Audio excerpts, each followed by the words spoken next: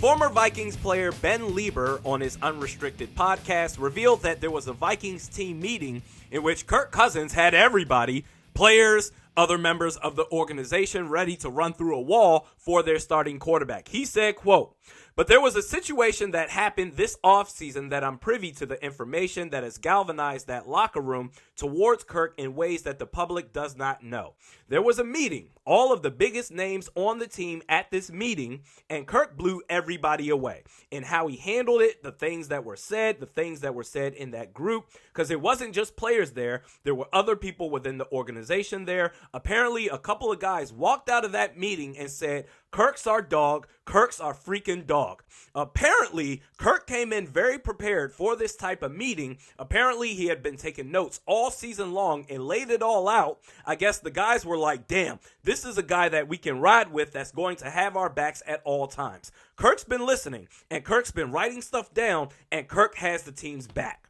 Now, for all the talk of lack of leadership qualities with Kirk Cousins, I mean, is this not a premier display of galvanizing an entire team together to where the only reason we even know about this is because Ben Lieber revealed it? This wasn't some PR move. This was Kirk Cousins taking it upon himself to say, hey guys, we can do great things, and here's why. And I hate that it always comes back to this point, but it's still relevant nonetheless.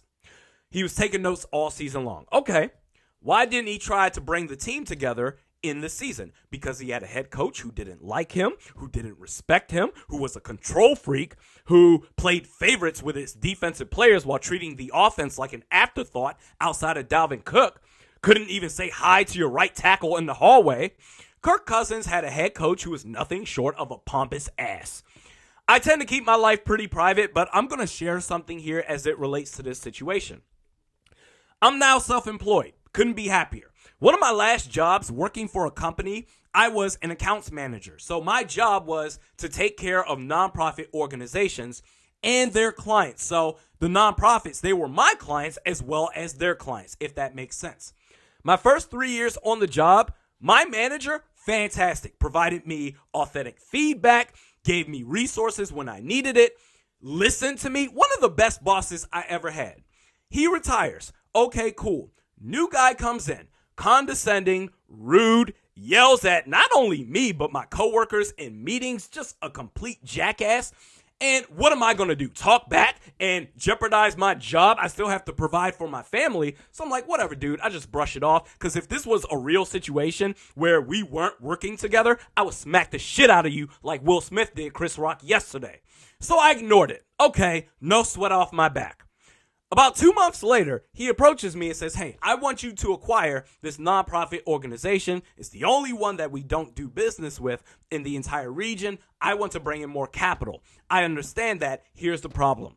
For the last 5 years, me, the person before me, the president of the entire company, we all tried to do business with this nonprofit, but their practices is something along the lines of, we'll pay 5% up front, the other 95% we'll pay that after 2 years. That's terrible. Even if we wanted to say, okay, we'll do it, we have a legal counsel that votes on this shit. They vote no every single time. His response was kind of like that dude, that nut job that ran the fire festival. Well, that sounds like an excuse to me. We need to embrace solutions, all while yelling at me at the same time. Eventually, it got to the point where I said, I can't do this anymore. I quit. Didn't give 2 weeks notice. Fuck you. I quit.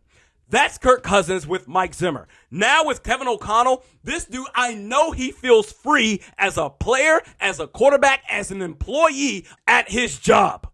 You want to know why Kirk Cousins didn't reveal all this information, the notes that he was taking all season long? It's because it would have been worthless. He had a head coach who didn't give a fuck about him, what he did, or anything that he said. He only wanted to win games if it was done his way. My whole argument for Kirk Cousins is, give this dude a chance. Just 1 year. Jesus Christ. Give him 1 year with a head coach and a GM who actually has his back.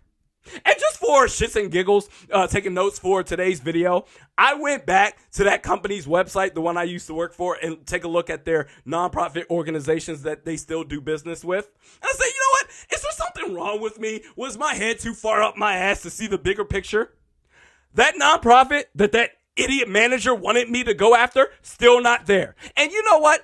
There are enough people, I don't think I'm anybody, but there are enough people that I used to work with. They know that I do this YouTube channel. They're probably watching right now. The off chance that that old manager is seeing this right now, you know exactly who you are. You fucking asshole. Kirk Cousins, give him a chance. This year, let's see what he's got. Next video tomorrow. We'll see you then.